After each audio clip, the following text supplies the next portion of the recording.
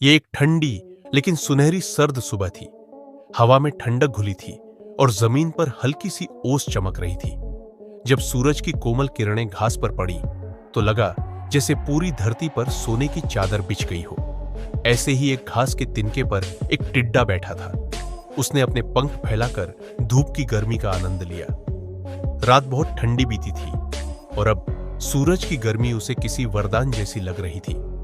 लेकिन कुछ देर बाद उसके पेट में भूख से गुड़गुड़ाहट होने लगी। उसने पिछली रात से कुछ नहीं खाया था। चारों ओर देखा, सिर्फ सूखी घास और बर्फ के छोटे छोटे टुकड़े थे। कहीं भी खाने को कुछ नहीं था। काफी देर खोजने के बाद वह थक गया और निराश होकर बैठ गया। तभी उसकी नजर सामने एक छोटी सी मिट्टी की ढेरी पर पड़ी। वह था चींटियों का घर। वहां कई चींटियां अनाज के दाने मुंह में दबाए एक एक करके अपने घर में जा रही थी। उनका आना जाना बहुत अनुशासित था। एक पंक्ति में कुछ अंदर जा रही थी, कुछ बाहर आ रही थी। टिड्डे की आंखों में उम्मीद की चमक आ गई। उसने सोचा, इनके पास तो बहुत सारा खाना है, शायद थोड़ा मुझे भी मिल जाए।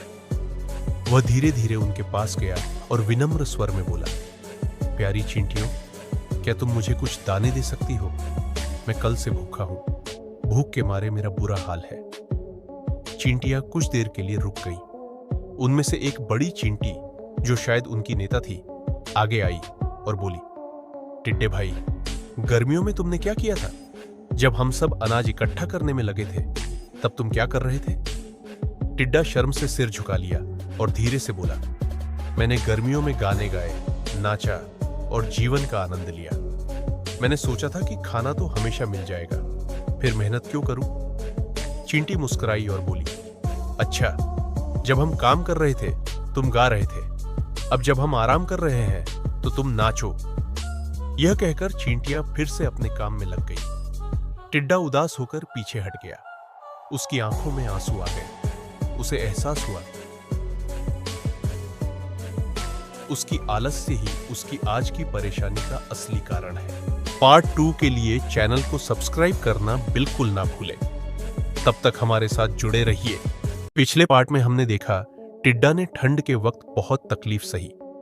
जब रात के समय हवा बर्फ जैसी ठंडी चलती तो वह किसी सूखे पत्ते के नीचे जाकर खुद को समेट लेता। दूर से उसे चींटियों के घर के अंदर की हल्की आवाजें सुनाई देती। वे सभी आराम से खा पी रही थी, गर्म और सुरक्षित थी। टिड्डा सोचता, काश मैंने भी उनकी तरह मेहनत की होती। बसंत का आगमन धीरे धीरे सर्दी बीतने लगी। एक दिन सुबह जब सूरज निकला तो हवा कुछ नरम लगी। बर्फ पिघलने लगी थी। मैदान में छोटे छोटे हरे अंकुर दिखाई देने लगे। टिड्डे ने राहत की सांस ली। उसने किसी तरह कठिन सर्दी झेल ली थी। अब जब बसंत का मौसम आया तो सब कुछ फिर से जीवंत हो उठा। फूल खिले, पक्षी गाने लगे और वही पुराना मैदान फिर से जीवन से भर गया। टिड्डे ने सोचा, इस बार मैं गलती नहीं करूंगा। इस गर्मी में मैं चींटियों के साथ काम करूंगा ताकि अगली सर्दी में मुझे कष्ट ना हो। वह चींटियों के घर पहुंचा। जैसे ही चींटियां बाहर आईं, टिड्डे ने विनम्रता से सिर झुकाकर कहा, प्यारी चींटियों, मैंने अपनी गलती समझ ली है। पिछली बार मैं केवल गाना गाता रहा पर मेहनत नहीं की। इस बार मैं तुम्हारे साथ काम करना चाहता हूं। क्या तुम मुझे अपने साथ ले लोगी? चींटियों की नेता मुस्कुराई और बोली, हम तुम्हें माफ करते हैं टिड्डे भाई। जिसने गलती से सीख ली वही सच्चा बुद्धिमान है। आओ, इस बार मिलकर मेहनत करें। जब सर्दी आएगी तो सब खुश और सुरक्षित रहेंगे। नई शुरुआत गर्मी के मौसम में टिड्डा हर दिन मेहनत करता। वह अनाज इकट्ठा करता, दाने सुखाता और चींटियों की मदद करता। फिर भी वह अपना गाना नहीं छोड़ा। लेकिन अब उसके गीतों में मजाक नहीं बल्कि अनुभव था। वह काम करते हुए गाता और उसका गीत मेहनत की खुशी से भरा होता। मेहनत करो, आगे बढ़ो, कल सुरक्षित होगा। दिन बीतते गए। जब सर्दियां फिर आई तो टिड्डा तैयार था। उसने अपने लिए एक छोटा सा घर बना लिया था जिसमें पर्याप्त अनाज था। बाहर बर्फ गिर रही थी लेकिन अंदर उसका मन शांत था। वह मुस्कुराते हुए बोला, अब समझ आया कि सच्ची पूजा मंदिर में नहीं, मेहनत में है। मॉरल ऑफ द स्टोरी, मेहनत ही सच्ची पूजा है। आज की मेहनत ही कल की सुरक्षा है।